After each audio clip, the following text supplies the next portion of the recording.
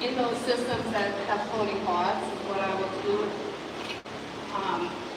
instead. Or if there's a perfect spot where you can see it, there's a run that leads to Beaver Lodge, and you want to plug it off, you can get a body grip at the bottom,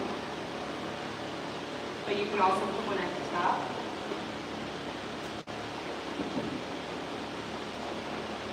Actually, if you've already said it.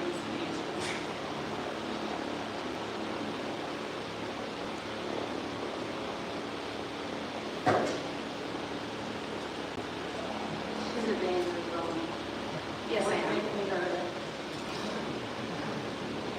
This stick isn't really going to do it because it's not quite big enough.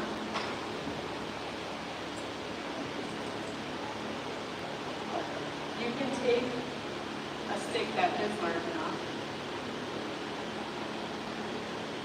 and usually by Beaver ponds, there's plenty of sticks that are large enough.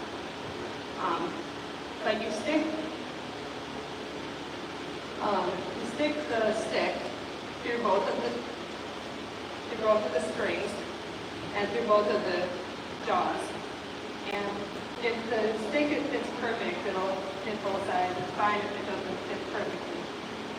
Make sure that your safeties are on before you do this, because you're not going to be able to get them off afterwards. You're just going to keep those out for this demo. And what you can do is stick this into one side of the bog and stick this into the other. So it's just floating on top of that water. And so what the Beaver will do, it's going to come up, it's going to see that there's something here, and it's just going to dive right underneath that dive stick. You can either bring this a little bit lower and put another dive stick on top, so that way it'll go right through that. And if there is a spot where it's maybe 4 foot, 3 feet deep, you can have another conibear right on the body grip, right underneath that, so that way there's two of them at the base of the lodge, and it's not a floating bog situation where there's only one way in and one way out. That way you would have an opportunity to get 2 in 1 trap. But in a floating bog situation, this is like one of the only ways that, outside of like footholds, if you want to use body grips, one of the only ways that you can do it on a dive system where there's really no way to get into like into rocks. And this system works too in many areas. You can do it like that. You can put it in the ground like that. You can wire aspen or birch sticks right to the trigger wires and put it 15 feet from like under the ice, 15 feet from your lodge or 20 feet from your lodge, between that and your cache.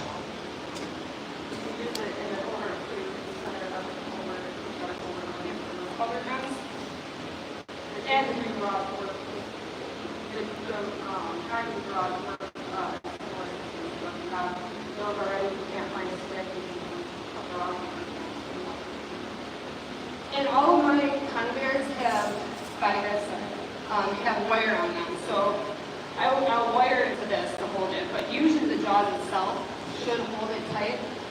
But also I'll wire it to the top of that. And then also usually to another stick, especially if it's through the ice, it should be to another stick that's lateral above the ice.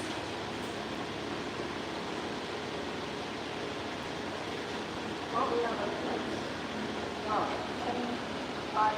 about 5 minutes left. Let's see. Over 5. So yeah, didn't even touch muskrats at the beginning. Do we have any questions about beaver? All right, so I'm just going to quickly jump into coons because, I don't know, they're really quick and easy. It's a great starting animal for folks who don't trap or haven't trapped a lot. And then also, for folks who just want to put up a lot of fur, I think it's just one of my favorite animals that I've ever trapped, and I love skinning them. So, there's 2 different types of DPs. If you're going to get started or if you just want to put up a lot of numbers, I think DPs are one of the easiest and quickest traps to utilize. There's a push-pull, which the trigger has a notch on it. That's how you know it's a push-pull trap. I think there's another one that looks a little bit bit different, and I don't know what that looks like. And then the regular push looks like that. There's no notch in it. In Wisconsin, especially if you're in northern Wisconsin, I would recommend just the push because, especially in the early season, we have bear, and if a bear gets in one of these, their tongue, it's basically a 100% dispatch thing. The bear will completely ruin their teeth, or they'll be running around with one of these. And we've had many instances like that. Well, enough instances like that. So basically, this is just you have to pull. It's not a push. When we used to run these down in Monticello, we would pre-package these, so we'd have all the bait in here. This is a little cap that we welded, or not welded, we attached to the trap. Basically, you have all the goodies on the inside, you put the cap on, and then you have that pre-packaged. This cap not only makes it easier to set 100 or so in the field right away, so that way your hand doesn't get tired as you're setting, but it also keeps the mice out and the water out when it's in the field. Also, when you're going around and checking on your traps, if your cap is missing, well, this cap is a lot easier to see in the field. Hopefully you can see the raccoon before you see the cap, but also the raccoon can see that white. So as a tracker, if you do have brown traps. But yeah, it's just really nice to use. I highly recommend. We put the cable on because we didn't want to lose them, and it just made it easier. And then basically, so when you're in the field, all you have to do is go like that, set it, and then when you put it in the ground,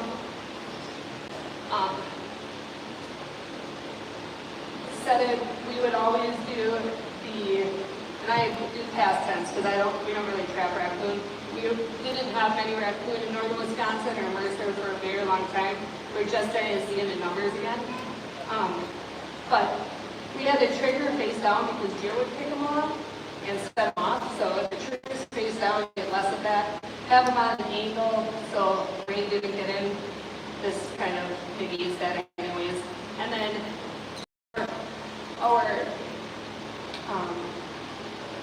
for our stick, we have wolfang driver here. We palm that in the ground. This is Berkshire, so I'm really not going to do justice, but palm that in the ground. And then instead of pulling up, like most people would with their normal cable, my husband attached this on the end so that way we could hook onto something that wasn't attached to the actual trap and pull that out. And then that pulls out instead of from the middle of the wolfang, it pulls out from the end, so it actually pulls a little bit easier. Yeah, that's that. So I guess, go ahead.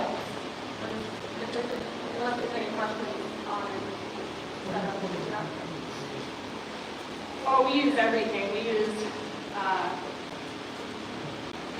we use blue holes, grandma's cherry pie, something like that. I don't know, we use this stuff. One thing we did not use was sardines, fish oils, shell oils, things like that, because we got a lot of possum, got a lot of skunks, things like that. Now, you want skunk, which is kind of crazy, but yeah, to avoid all of that, we just use a lot of sweet stuff. All right, and then a little bit on these and muskrat, like I said, we're not using trappers. I made a bet with another guy to go back and trap one and coffee. They'd never caught a mink before, and I hadn't caught one in chicken, so we went on it was a bet, and I wasn't going to lose. So I went out to specifically catch mink, and I had a time. So I went through the freeze, and the thaw, and the pocket sets, and the deep boxes, and the edge sets, and all of the things. So, like I said, we're running out of time, but I'm going to have to keep track of if you have any questions, feel free to stop by. But this is probably my favorite ink muskrat setup here. This is a 5-inch RGB strap. It's got a spring clip on it, which allows it to be flexible on this 3/8-inch rod. And so what's great is whatever that water level is, the gravity of the trap will set that. So that is stable right there. I'm just going to curl it in like that. And now I can go out and do a muskrat run. This rod is going to be my anchoring system, so I'm going to go find me a run. I'm going to stick that in. Obviously, this is the demo area, but at the point, I'm going to stick this rope solid into the ground, right in the run.